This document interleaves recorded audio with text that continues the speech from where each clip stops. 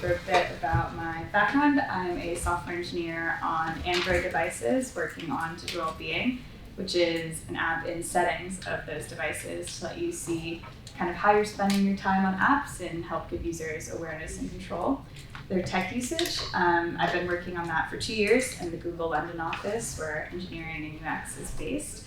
And before that, I've been in YouTube, in Google LA, and in Boston on the Google Travel team.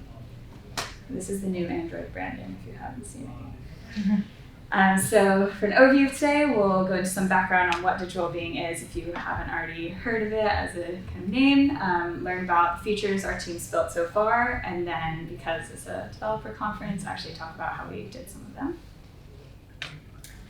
So first, kind of how did Google decide to focus on this problem? Generally, Google looks to tackle problems that are super large scale and relevant, typically either a new problem or just an ambiguous problem that affects a lot of people. So you're often working on the cutting edge of either a technical solution or of just a problem that's kind of new, which Digital Wellbeing is kind of a new problem for us with more and more people spending time on technology. So how it kind of became a thing is when we talked to our users, they of course mentioned that their phones are useful for so many things, from navigating to places like this location, to talking to loved ones or coworkers, actually paying for things and waking up in the morning with an alarm clock, and of course taking photos. But we also started to hear the flip side of that, which was that there's some resentment towards smartphones. And users would say things like it's almost inhumane how they're kind of addicted to their device and feel empty if they forget it at home or just don't have it in their pocket or on them, or that actually they spend more time looking at it than people closest to them. And what we would hear is that the time on their device wasn't what bothered them. They actually knew tech was useful and loved technology. It was the unintentional time on technology. So when they get kind of wrapped into things, and lose track of time within an app or just kind of trying to do something else, but then they have a notification and get sidetracked from their original intention of just checking the time or going into calendar or something like that. So what we've seen is that people are attached to their phones for a fear of missing out, which is called FOMO, and so we're trying to change this into JOMO, which is the joy of missing out. And we found from surveying users that most people want a better balance. So this isn't universal, but 70% of users want to find a better balance in how they're spending time on technology and how they're using technology in their day-to-day life. And we found that the need to be constantly on is driven by two separate cycles. So the first is habits, which is kind of a loss of time control from things you habitually do. And the second is social obligations, feeling a need to respond. So with the habit cycle, what we see is there's some sort of trigger. Typically on phones, this is a notification or just an unlock to check it. And then in that, you have some behavior that's standardized from the notification of typically click on it. And then there's a variable reward of something that you're tagged in a photo. It can be a really high reward one because you see a photo you've never seen before, versus other ones can be, it's 10 people's birthdays today and you don't know any of them. So it's part of this variable reward that actually keeps people addicted to it. And even beyond notifications, we'll see habits of just opening apps. And so even if there's no new content, no notifications, or you're not internet connected, people still going into the same application over and over just by the habit of seeing an icon. And then with the social obligation cycle, it's a bit different, but we see people sending out a message which feels like into the void. And with features like knowing if someone's online and read receipts, you then have this anxiety building over, is this person going to respond? What are they going to say? And when are they going to respond? Similarly, as the receiver, you feel this pressure to respond in a timely manner, which increases with having phones and being always connected. And even just the format of things of email versus a message can minimize this, but it's still there and kind of creates this obligation cycle between both people exchanging messages. And we've actually heard from users even fights breaking out of people being in a meeting and not being able to respond, and then their friend thinking that they're angry or a bad friend simply for not responding. And the other thing we found with this problem is that while many users do want this better balance with technology, the balance is highly personal to each user. It's not kind of a one-size-fits-all solution. So what we've seen is things like looking at content before going to sleep. It's broken into about thirds, with most people thinking it has a neutral impact. We have some that thinks it keeps them up, that has a negative impact, and then another third that think it has a positive impact to help them unwind from the day, not think about the stresses of their everyday life. We see a similar thing within conversations where it's split. Some people think it adds new information to the conversation. It's fun to share memes or videos with people. Another third thinks it's really distracting from the person at hand and actually makes you lose focus and enjoying the moment. And it's extremely addictive. So we've seen for top tests of self-control, a quarter of users said this would be training for a marathon. But more users said it would be just not using their smartphone device. So it is something that people really struggle with, but it's hard for us, of course, to tackle the problem because it's personal to all our different users. So in short, now that you have some background, Digital Wellbeing is Google's effort to support an intentional relationship with technology. We announced this at Google I/O last year in 2018. And then are continuing to kind of invest in this and have cross-Google efforts in this. So the focus of our tools on Android that we launched last fall actually, so about this time, around awareness and control for users, trying to give people in whatever situation they're in the ability to see their Facebook usage or to actually try to control that usage. And so I'll go a bit into 3 of our features and then the technical bits of how we implemented them. So the first thing is the dashboard. This is the breakdown of how you're spending your time and then which apps you're spending it on. You can also see your phone unlocks here and your notifications.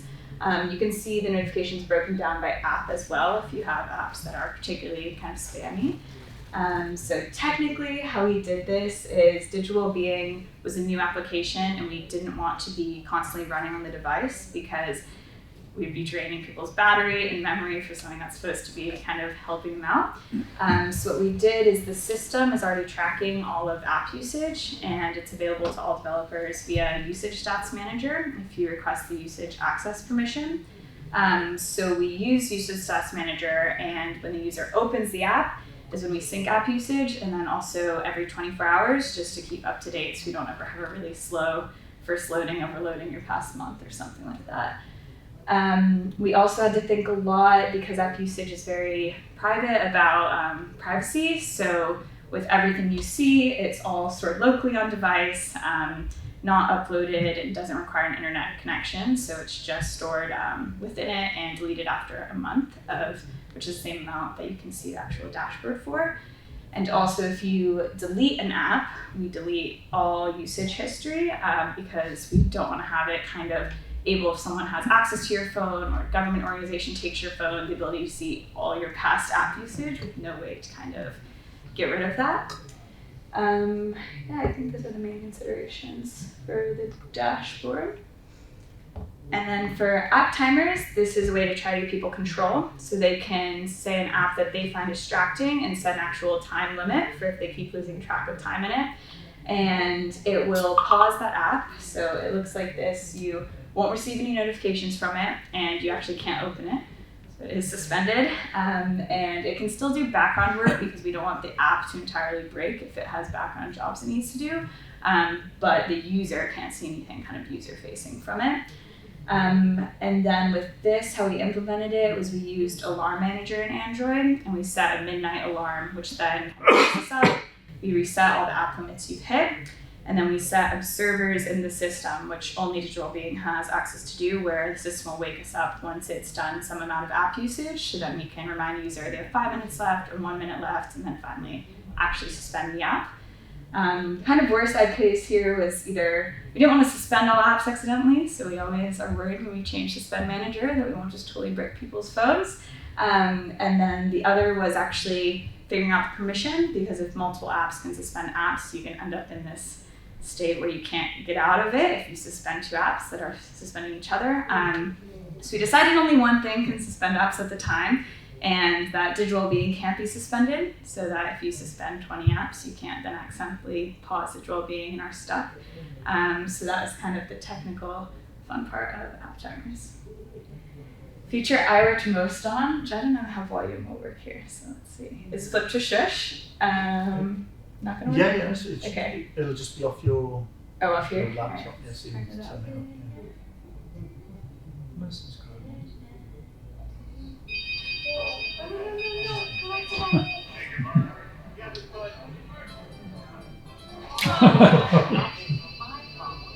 Now from the Gospel of John. Two-time Rex-Center champion Bill. Wow. Stop this noise. Dedication and perseverance.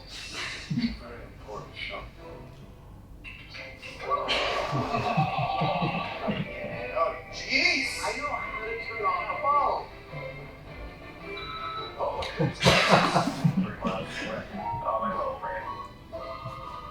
Oh, that's embarrassing. I'm so sorry.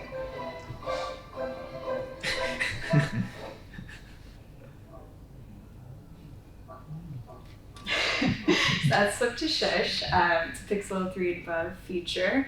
And how it works is when you flip over your device, the gesture sensors are looking for kind of a flat surface and the acceleration onto that flat surface. And we use the gesture to actually tell if it's against a surface, so you can see the proximity, which is different than your camera, which kind of drains more battery and actually is taking in more data. And then at that point that the gesture is triggered, it notifies Digital Wellbeing, which turns on Do Not Disturb, does a slight vibration to let you know you're entering flip to shush, and then silences all active calls. So if you do have an incoming call like this, you can quickly silence it without looking for your ringer or anything like that. The technical challenge of this was actually more around diversity. So I worked a lot on this, as did a woman engineer in Mountain View, and the PM and my manager are also women. So we had an all-female team, and women's pockets historically are smaller than men's, which we did not know. There's a lot of articles now that have all been shared around the team.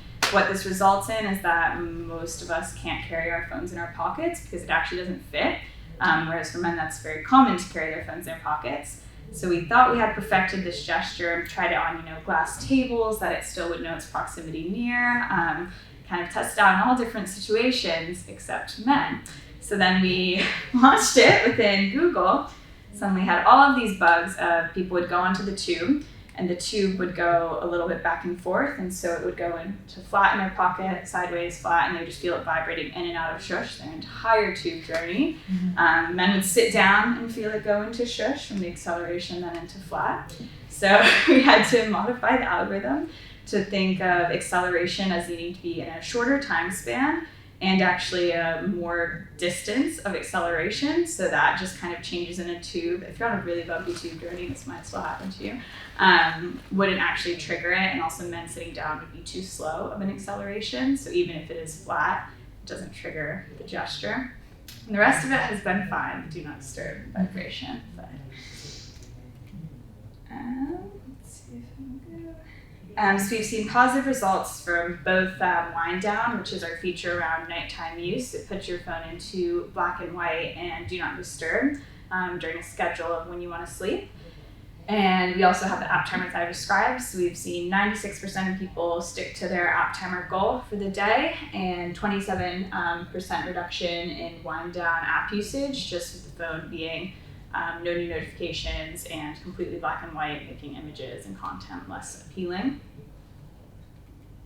So what's coming soon? The team has grown a lot, so we're working on improving the existing features we've launched. We heard with app timers, people had no idea where they were, and it felt like they were suddenly just locked out of an app. So when you're actually switching between apps, if you have an app timer on it, we tell you how much is left that day. We have similar improvements coming in Wind Down and other features we've launched. And the big feature we've launched is that we realized that even though people use their phones for many different things, there's moments where they want to kind of focus on something, and they still have other apps they like at some points, but they don't want them distracting them at that moment. So imagine if you're at school or at work and you're trying to really focus, and so there's apps like your calendar and Drive and Gmail that really help you do that. And then there's other apps you find distracting, but during other times it's great to help you unwind. So with focus mode, you can list all the apps you find distracting, and they'll be suspended while you're in focus mode, so you won't receive notifications. They'll all be grayed out. We've just added in, if you're in Digital Wellbeing beta, you can actually take a break. So you can set a 5, 10, 15-minute break, and then it will automatically go back into focus mode, which is around behavior research if people can't actually focus indefinitely. So we want to help them when they can, but then still allow them to actually have times where they take a break, recharge, then go back into work. And then we also, it started out as a tile like this or within Digital Wellbeing turn on, but we've just started rolling out schedules. So you can set the time you're typically at work and it will turn on that schedule. If you're using your device in an app that focus mode's about to block, when your schedule hits in, it will tell you focus mode's about to start before just immediately slamming you out of the app. But that's been our biggest one, the one with the most upcoming improvements in beta. So overall, everything we've kind of built and are trying to build is around this belief that great technology should improve your life, not distract from it. So we want Google's technology to be helpful, and Android as an operating system. Of course, there's tons of different apps, and so just trying to help people in general have these control and tools in a way that different users can use differently. So thank you all for listening, and I'm happy to take any questions.